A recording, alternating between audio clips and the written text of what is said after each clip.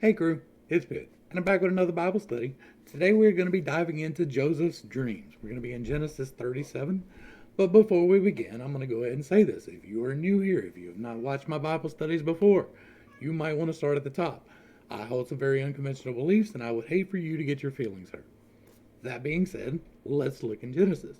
I'm insisting upon a literal reading of the Bible. We are just taking what it says and we're reading it.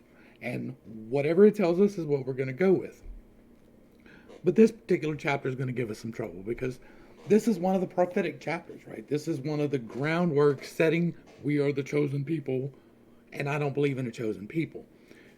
I can still believe that the dreams happen, that the prophecies happen, because one of the tenets of my faith is that the soul is eternal. And because the soul is eternal, it had to exist somewhere before it was here.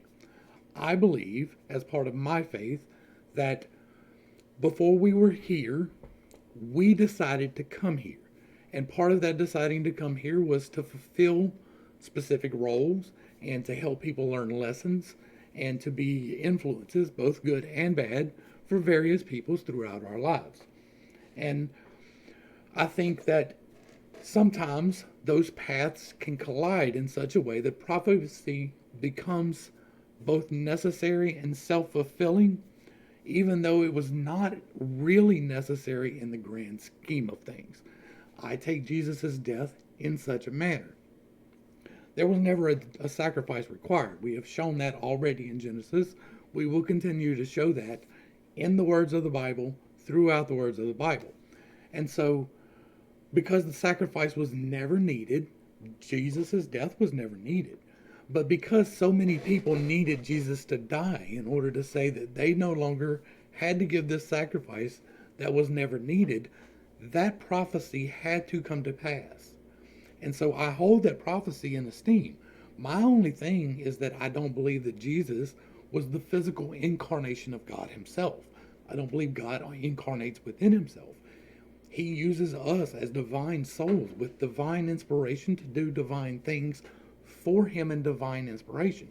So that is where I stand with that. So I do believe that there can be prophecies. I do believe that people can believe they're a chosen people and that can lead them to do great things. At this point in history, we have shown that the historical accounts, right, go like the people who have been blessed thus far, ever since Noah, have gone against the commandments of God. The things that he tells us he will bless us for, they have done the opposite of and been blessed. I believe that those people had a problem. They were following the false doctrine, the false deceiver, the serpent who led astray, right? I think that that's what happened when Abram was told to sacrifice his son, when they were told to give these meat sacrifices for forgiveness. I think that that's what happened. I think it was a grand deception there at that point, and everything forward is a deception. But God uses those things regardless. Even the bad things in our lives get used for the betterment of us. He knows the plans that he has for us, the plans for our betterment, right? And so what we have here is a necessity. It was not necessary for the overall story of all the peoples. I don't believe that, but it was for them. In order to get these people to start acting like normal people, they needed a cohesive history. And that is not to be racial with it. It's any tribe has to have a cohesive story. This is their cohesive story. And then we get into Jacob and Jacob's dreams. Again, Genesis is an amalgamation of a lot of stories. These are things that these people that he just led out of Egypt already know the stories, but there's a bunch of different variations of them. And so he takes them and he puts them together into a cohesive thing. I believe that can be divinely inspired and that he chose to do it. Because I know what divine inspiration is. It is God divinely inspiring a man to do the right thing. So far, these people do not follow the God of Noah. Like Noah's God and Abraham's God are not the same God. They are not worshiping the same things. They're not. It, and I've shown that before, so we're not going to expound upon that now. Now, let's get into this, right? Now, Jacob lived in the land where his father had resided, in the land of Canaan. We've already gone and looked at Canaan, where it's the green part of Israel. And this is the account of Jacob.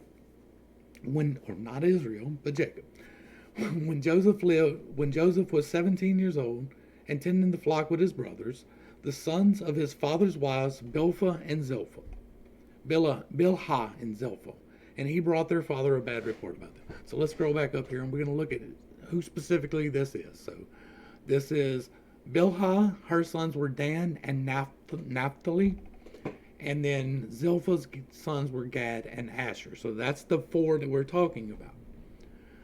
These are the four brothers, right? And what did they get mad about?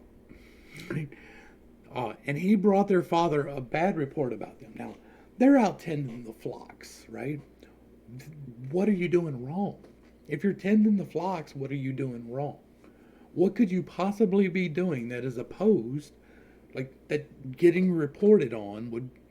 So you're probably out drinking, you're probably out carousing, maybe stirring up trouble, fighting, you're rambunctious, there might be some thievery. We've seen a history of that in the family.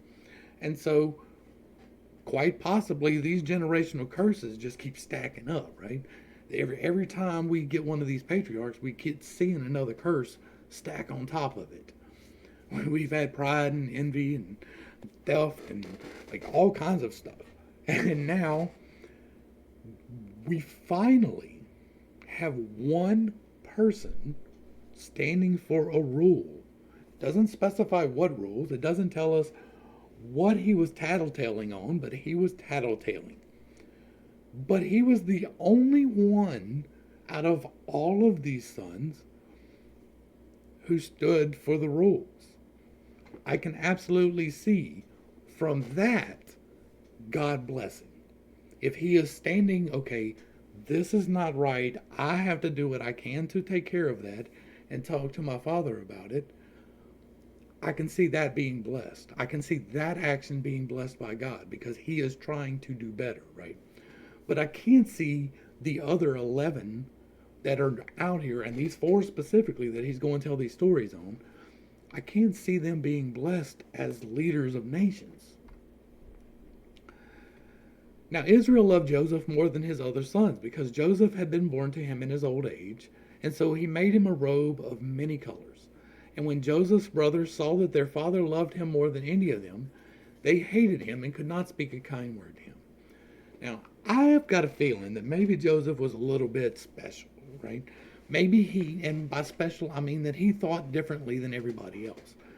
I have a special place for special needs, so I'm not by any means implying that he is disabled. But these days we recognize a spectrum that I don't necessarily recognize in the way that modern medicine does, but the way that the mind works is different people focus on different things, right? Different people have different ways of taking in the information, processing it, and giving it back.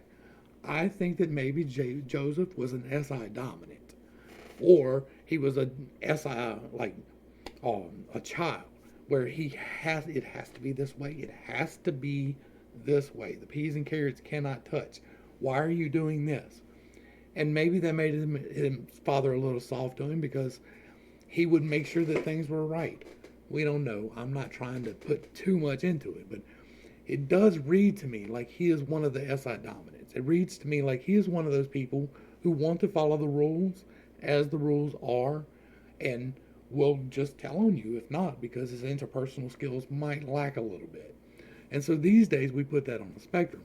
I think that it's just a mentality thing, but that's what my perception of this is. It's like he's wanting to enforce these rules, and he's nicer to his father than the others. And then his father dotes on him a little bit because he's a little bit different, right? Maybe he doesn't like killing the animals as much as the other ones do. That happens all the time, right? Maybe there's something like that going on. I'm not saying that's exactly what it was, but maybe it was something like that. And then Joseph had a dream. Like, this is after they already hate him, right? He's already told on them. He's already got the cloak. They already don't like him. and he has a dream, and he tells it to his brothers. This is why I say the interpersonal skills, why the SI dominant springs out to me. It's because he says to them, listen to this dream I had. We were binding sheaves of grain in the field, and suddenly my sheaf rose and stood upright, while your sheaves gathered round and bowed down to mine. Now, anybody with any interpersonal skills whose brothers already hate him knows better than to say something like this. That's why I lean towards that SI dominant. Do you intend to reign over us? His brothers asked. Will you actually rule us? So they hated him even more because of his dream and his statements. And then Joseph had another dream and told it to his brothers. Look, he said, I had another dream, and this time the sun and the moon and 11 stars were bowing down to me. And he told his father and his brothers, but his father rebuked him and said, what is this dream you have had? Will your mother and brothers and I actually come and bow down to the ground before you? And his brothers were jealous of him, but his father kept in mind what he said. Well, again, with the interpersonal skills, right? Like, this is just not being able to read social cues at all. And that some people just can't do that. And then here we go again. Joseph gets sold into Egypt. And then sometimes later, Joseph's brothers have gone to pasture their father's flocks near Shechem. And Israel said to him, are not your brothers pasturing the flocks at Shechem? Get ready, I am sending you to them. Now, the father knows that he hates them, but he knows that they're messing up. He knows that they're carousing or doing whatever it is that Joseph has come reported on once, so he's going to go send him out again to see if he can get another report. And then Israel told him. And now we've got Israel here, right? Instead of Jacob, it's Israel in this part of the chapter, but in the first part of the chapter, it wasn't. And that's just because of the amalgamation. Again, like, I don't have a problem with it, but it gets into the infallibility issue. Go, get ready, I'm sending it to you. He said, I am ready. And then Israel told him, go now and see how your brothers and the flocks are faring, and bring word back to me. So he sent him off from the valley of Hebron. And when Joseph arrived in Shechem and found him wandering in the field and asked, what are you looking for? I am looking for my brothers, Joseph replied. Can you please tell me where they're pasturing their flocks? They've moved on from here, the man said. I heard them say, let us go to Dothan, which is closer to the coast. Right? And he started off, it was about midway through current Israel, right around the Dead Sea, moved over a little bit to Shechem. And then Shechem, we're going to go over to Dothan, which is farther to the west, almost to the Mediterranean. It's the place of two wells. That's what it means. They moved from here. They said, let us go to Dothan. So Joseph set out after his brothers and found them at Dothan. Now Joseph's brothers saw him in the distance, and before he arrived, they plotted to kill him. Like, how mad do you have to be at somebody to see your brother coming? And you are carrying on the story of Cain and Abel, right? That's your lore. That's your religion at this point, is the story of Adam and Eve and Cain and Abel and Noah. And you see your brother coming, and you're like, oh, let's kill that dude. Like, you got to be really mad. And that's mad at a distance, right? So, social cues. Go see how your brother... Now Joseph's brothers saw him at a distance, and before he arrived, they plotted to kill him. And here comes that dreamer, they said one to another. Come now, let us kill him and throw him into one of the pits, and we can say that a vicious animal has devoured him. Then we shall see what becomes of his dreams. Then when Reuben heard this, he tried to rescue Joseph from their hands. Let us not take his life, he said. Do not shed his blood. Throw him into this pit in the wilderness, but do not lay a hand on him. Reuben said this so that he could rescue Joseph from their hands and return him to his father. But what did the brothers think they were going to do? Right? Were they just going to leave him there until he died and not shed his blood, but just let him starve to death? Because they didn't have the thought to sell him until the next verse. Reuben's like, well, I'll rescue him later, but like, they were just keeping him in this pit, going to let him die? That sounds like somebody that needs to be, the tribes of the world. That absolutely seems like who needs to be the patriarchs for 11 of the tribes. I'm just saying. And so, Then when Joseph came to his brothers, they stripped him of his robe, the robe of many colors he was wearing, and they took him and threw him into the pit. Now the pit was empty, with no water in it. And as they sat down to eat a meal, they looked up and saw a caravan of Ishmaelites coming from Gilead. Their camels were carrying spices, balm, and myrrh on their way down to Egypt. That's their cousins, right? Like we covered that. They're responsible for everybody that's populated in the area, so they're all cousins. The Ishmaelites are part of that. And so, come, let us sell him to the Ishmaelites and not lay a hand on him. What profit will we gain if we kill our brother and cover up his blood? Come, let us sell him to the Ishmaelites and not lay a hand on him, for he is our brother, our own flesh. And they agreed. So when the Midianite trader passed by, his brothers pulled Joseph out of the pit and sold him for 20 shekels of silver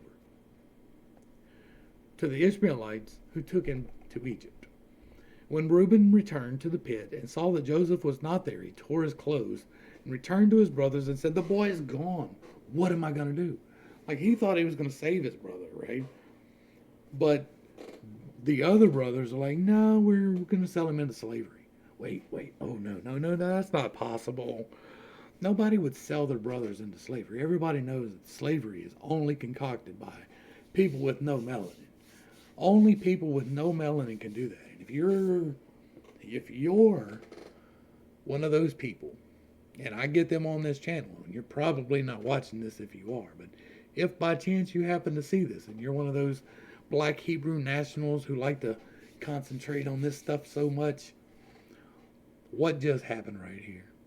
If you are one of those people who believe that the involuntary captivity of humans, which was atrocious, and I grant you that always, that happened here, was exclusive to the people here and the melanin shade, you're just dumb.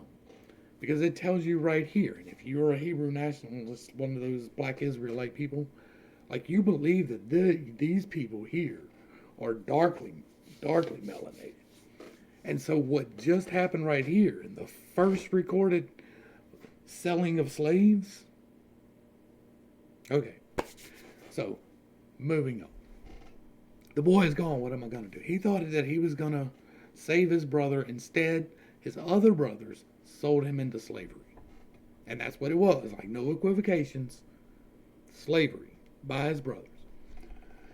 And then they took Joseph's robe, slaughtered a young goat, and dipped the robe in its blood. And then they sent the robe of many colors to their father and said, "We found this. Examine it to see whether it's your son's robe or not." And his father recognized it and said, "It is my son's robe. A vicious animal has devoured him. Joseph has surely been torn to pieces." And then Jacob tore his clothes and put on sackcloth around his waist and mourned his son for many days. And all his sons and daughters tried to comfort him, but he refused to be comforted. "No," he said, "I will go down to Sheol mourning for my son." And so his father wept for him. And meanwhile, the Midianites sold Joseph in Egypt to Potiphar, an officer of Pharaoh and captain of the guard. I can't talk today for some reason. How about this line right here? We're going to go back and we're going to talk about this, because this line right here is quite significant for me and for you. If you're here exploring and you're not, like, some people are firmly set and they cannot be dissuaded or convinced of anything at all, and that's cool. Be blessed. But this is another one of those things, right? What they are talking about here, this word, Sheol, is not talking about to the grave, which is what you will get. Let's go ahead and pop up the word study, right? Now, what it says here is, "Join my son in the grave. I will go to my grave in mourning," right? King James, where are you? Right here. "For I will go down into the grave unto my son mourning." That is not what this book says. That is not what this word is. Sheol is a place. It is an underworld. It is not a grave, and it's not even hell. It's just where the dead go to await judgment, but not really to be judged to an eternal damnation. Ding, ding, ding, ding, ding, ding, ding, ding, ding. Somebody's alarm bells just went off. Wait, are you saying there's no heaven and hell? Ding, ding, ding, ding, ding, ding, ding, ding, ding. What we have is an eternal joining with God or a temporary separation from God. Where we're living now is a temporary separation from God.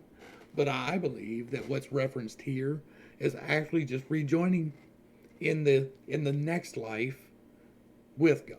I think that there is no burning flames and pits of hell. I know it's in the book, but we're going to get to that. We're going to run right on through it. And right now in Genesis, right?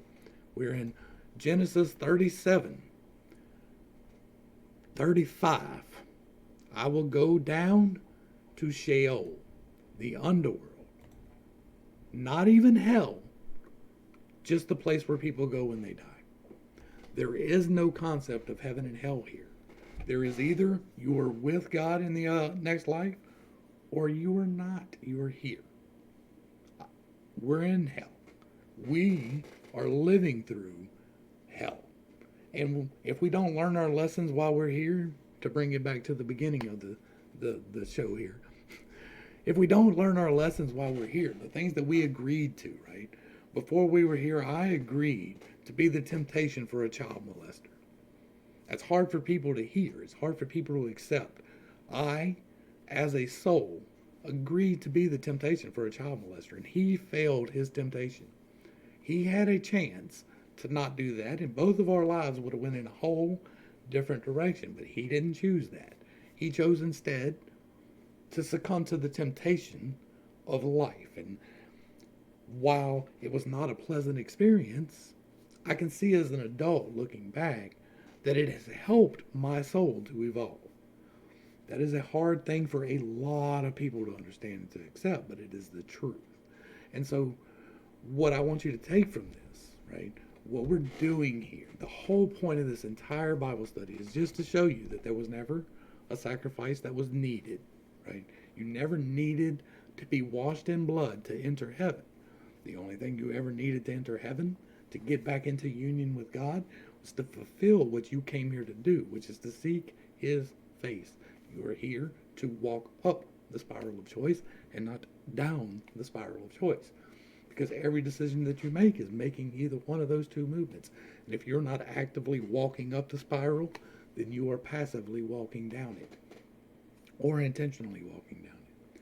Choose to walk up the spiral. Choose to go with your greater purpose and to become aligned with God's plan. Take responsibility for your own actions. Become the example that you need to see in the world. Become who you need to be in the world. These are our purposes here. Prophecy is to help steer us in the correct directions, to help us to realize things and to correct our own actions. What prophecy was done here is to help Israel to coalesce as Israel and become the cohesive force that it has been for the last 4,000 years. There's a reason why they have accumulated wealth and power and structure.